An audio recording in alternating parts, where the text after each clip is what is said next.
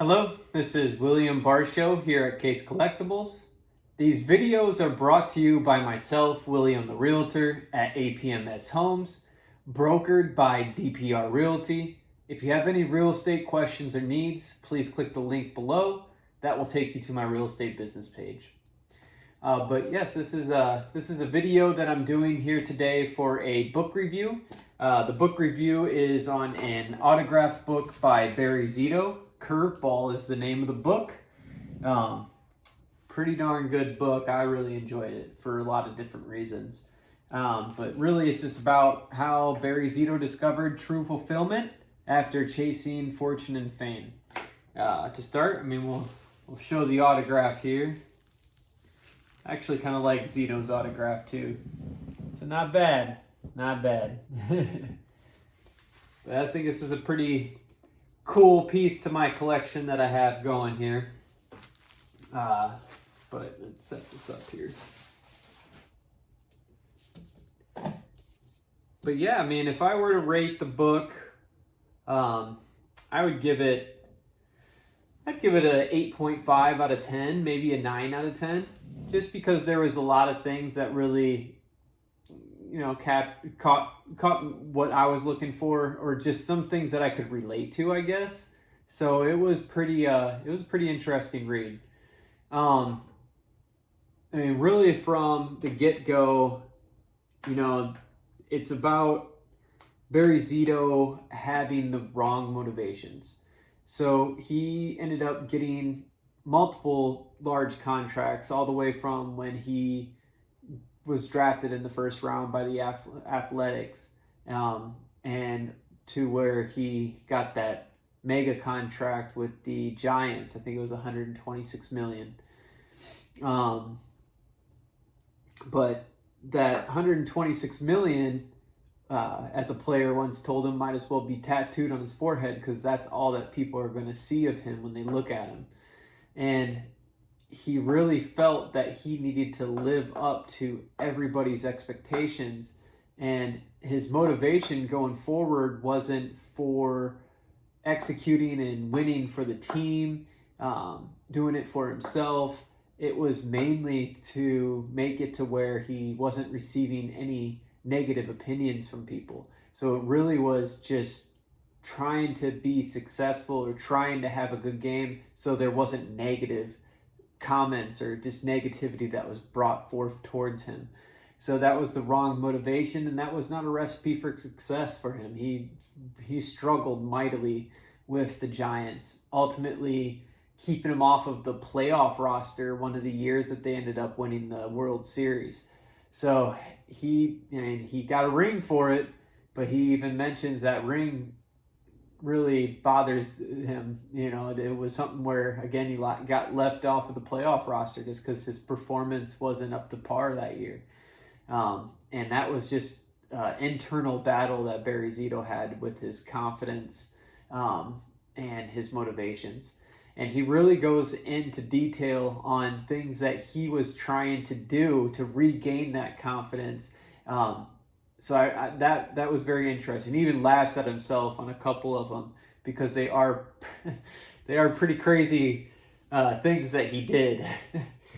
One in particular that I want to say it was during his college days, and I'm pretty sure when he was with the Athletics, there's a book called The Creative Mind that him and his father would read. And the creative mind essentially is putting a thought out into the universe, and then the universe responds to that thought, and it becomes a reality, or becomes something that happens in your life. So he had a lot of affirmations that he would hang up in front of him. I think mantras and chants and things like that. So he really followed the creative mind and really asked the universe to deliver for him, and it was happening. He was at the top of his game. He won the Cy Young.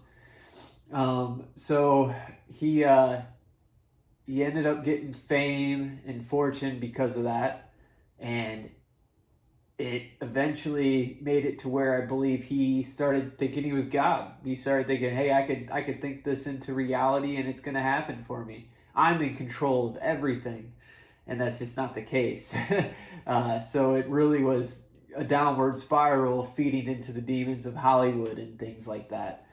So he really goes into detail of that kind of stuff. And it's just interesting to hear the behind the scenes, just even some interactions that he would have with fans or just your casual people, and just the internal battle that he was going through during all of those interactions. But yeah, I mean, that's essentially kind of the premise, obviously, of the book. His father's story, man, that's wild in itself. His father had been told some information when he was a teenager that if I couldn't even imagine if somebody dropped that on me. Like his father has a pretty crazy background, but his father also really was strict with Barry and really kind of controlled Barry's life for a while. I remember, I think in the book, Barry Zito had called his dad when he was left off the playoff roster and had to ask him if he would still love him if he quit baseball. Like, his dad made a lot of decisions for Barry, and he did a lot of sacrifices for Barry too. Sometimes he was a little bit irresponsible with some of the things that he was doing, from what I could tell or what I was reading. But Barry, or Joe Zito, I believe is his name, Joe Zito, definitely did a lot of controlling. I think even at some point in time, sometimes when they were on the mound or when he was like a little boy, he would come up to Barry and say, when we're on the mound, and Barry had to remind him, hey, it's me on the mound, Dad. It's not us. So Joe wanted to take a lot of control. I think the one thing from Joe that I thought was kind of neat was the fact that when Barry was in college and in high school, he had multiple scouts that would approach Joe, and Joe would tell them, hey, he's a first round talent. He's going to get picked in the first round. And everybody laughed at him over and over again. And eventually Barry got drafted in the third round. And I think the pay at that time was $250,000, and Joe wanted $350,000. So $350,000. And the Texas Rangers is who drafted him. Came up to 250, I think, 275. And Joe declined it, and they continued to play. And I think the year after, the Oakland Athletics actually signed Barry in the first round and it was 1 point something million that Barry had gotten. And just even out the gate there, he had a target on him because other people in single A or triple A were only making 40 to 50,000, and Barry had to live up to these expectations of these large contracts and meet what people were expecting him to do day in and day out. So it's just, again, a very strong internal battle that he was having to find true fulfillment, and his motivations were all backwards at that time. But yeah, I'm gonna try to check my notes and see if I have anything down here. But yeah, definitely tell me if there's any feedback that you want to give me, anything that you think I could be doing differently. I definitely want to hear it from you guys. Please like, comment, subscribe, share these too as well. I want to continue to do more and get better with these also.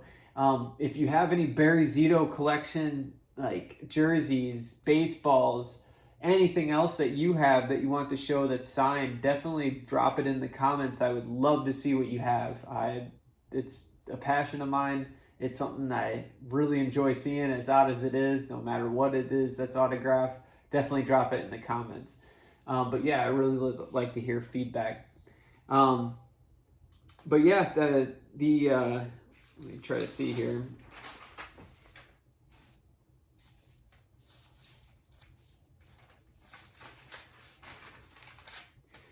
I know one thing that popped out to me for sure is the fact that at the end of the book, my son's name is Mars, a pretty unique name. But at the end of the book, he mentions that his firstborn son's name is Mars. So I was like, whoa, because I did not know that when I was reading the book and prior to reading the book at all. So I thought that was kind of cool that we both have sons that our firstborn's names are Mars. So that was pretty awesome. But yeah, again, the premise of the book is trying to find fulfillment, and Barry Zito definitely living proof that all the money in the world is not going to give you true fulfillment and happiness. He definitely learned that. Barry Zito's fulfillment that he found was in God. So he did find that if he let go and understood that the things that are happening to him is a plan from God himself, and he just needed to let go and put it into his hands. So Barry Zito's fulfillment was found in faith. He does go more into detail into that too as well. But that's it. I mean, overall, great book. I really hope you guys enjoyed this video. Like, comment, subscribe, share, all that good stuff. I want to hear from you. I want to see your collection. Hope you all have a good rest of your day. Peace.